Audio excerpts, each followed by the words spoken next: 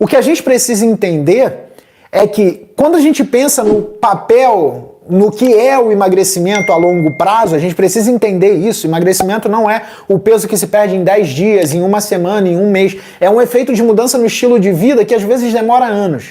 E aí quando você entende que o efeito é crônico, você precisa entender também que você precisa gerar mudanças que favoreçam o déficit energético a longo prazo. E não impor um déficit energético aonde não vai ser sustentado no longo prazo. Isso precisa ficar claro. Não é sobre impor condição de déficit energético, mas mudar, usar de estratégias nutricionais, no treinamento, e aqui a gente está falando do treinamento, usar de estratégias que sejam alinhadas para esse processo e condicionalmente levando ao processo de emagrecimento de forma sustentável. O treinamento não precisa ser o mais perfeito, precisa ser um treinamento que se sustente, que se aprimore com o tempo, que siga lá os princípios, né, da especificidade, da continuidade, da sobrecarga, ótima carga-repouso. A gente precisa acompanhar esse treinamento, de fato. Mas inicialmente, se eu fico preocupado em prescrever o treino mais perfeito, que gere o maior gasto energético, e depois o meu aluno ele sai da sessão de treinamento extenuado e não querendo voltar, você falhou no seu processo.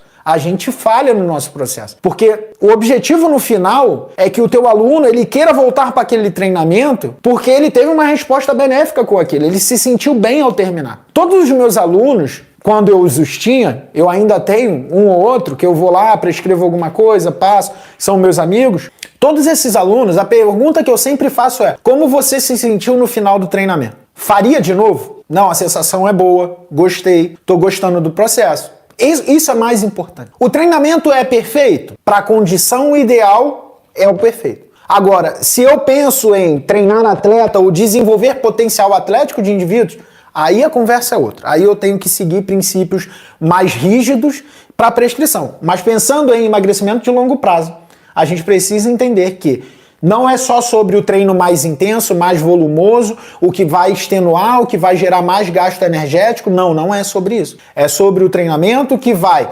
atingir as necessidades do aluno, isso é importante, que vai atingir as demandas que você precisa prescrever, isso é importante, que vai gerar adaptações específicas que você busca. E aí, quando eu falo em adaptações específicas, eu não estou falando do emagrecimento por si, eu estou falando de aumentar força, resistência, capacidade cardiorrespiratória. E baseado nessas adaptações, o efeito de longo prazo é a alteração das estruturas. Você já está cansado de saber, eu sempre falo isso aqui, eu vou falar de novo e você vai lembrar. Para toda adaptação estrutural se precede uma alteração funcional. Isso significa dizer que seu corpo não vai ficar mais forte, não vai ficar mais seco, se você não tem melhora das funções químicas do seu organismo. E sabe o nome que a gente dá para essas funções químicas do organismo? Metabolismo.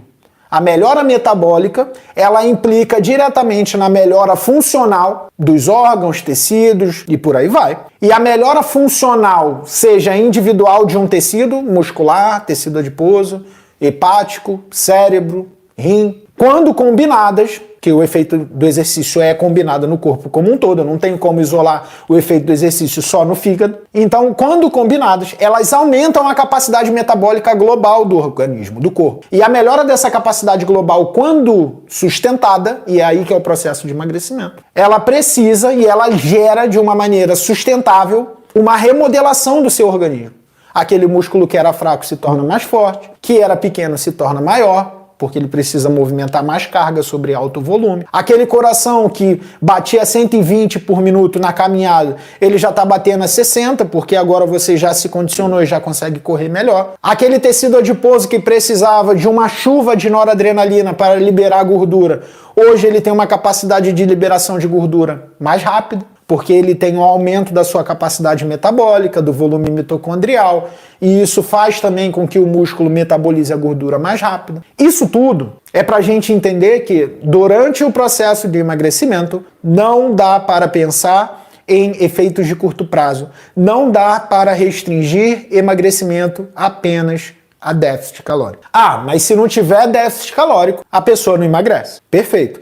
Mas se só tiver déficit calórico, a pessoa não sustenta o emagrecimento. Esse é o ponto que a gente precisa entender. O foco do processo do emagrecimento, ele tem que estar muito mais sobre a mudança no estilo de vida de uma forma sustentável do que estratégias agressivas, imponentes, incisivas, que vão agredir o metabolismo, o organismo, e no final não vai ser sustentável. Eu vou dar um exemplo só para a gente fechar essa conversa. Não sei se vocês viram que na semana passada a gente publicou, né, o grupo aqui que eu trabalho, basicamente é um projeto do meu pós-doc aqui na Alemanha, a gente publicou um artigo. E esse artigo ele foi publicado numa revista bem interessante, é uma das revistas assim que eu, quando era da graduação, que eu olhava e falava, nossa, eu queria tanto um dia ter meu nome lá, sabe? Aquela coisa assim que me deixou bem feliz. E aí, a gente publicou lá o artigo nessa revista, né? Qual foi esse artigo? A gente observou, basicamente, isso feito em modelo experimental, que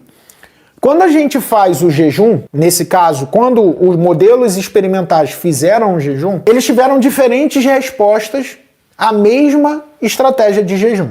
E aí você vai entender agora o que eu estou falando. Eu tenho lá um indivíduo idoso, meia-idade e um adolescente.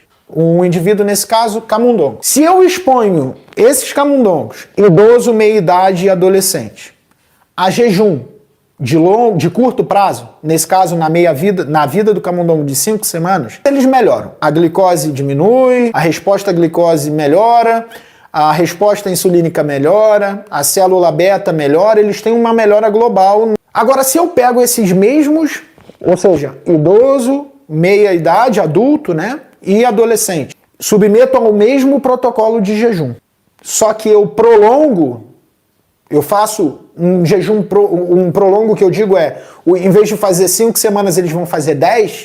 O que a gente observa é que aqueles indivíduos, ou seja, aqueles camundongos em que eles eram adolescentes, ou seja, pré-púberes, eles apresentam involução das células betas. Ou seja, a célula beta perde a sua função parcial, ela diminui a produção da insulina, ela diminui o conteúdo de insulina, ela sofre atrofia e o animal ele perde parcialmente ali a sua capacidade de metabolizar a glicose. Agora, olha só que interessante. A gente está falando de uma estratégia que é utilizada para gerar déficit calórico. O que a gente tem nessa situação que gerou um efeito negativo?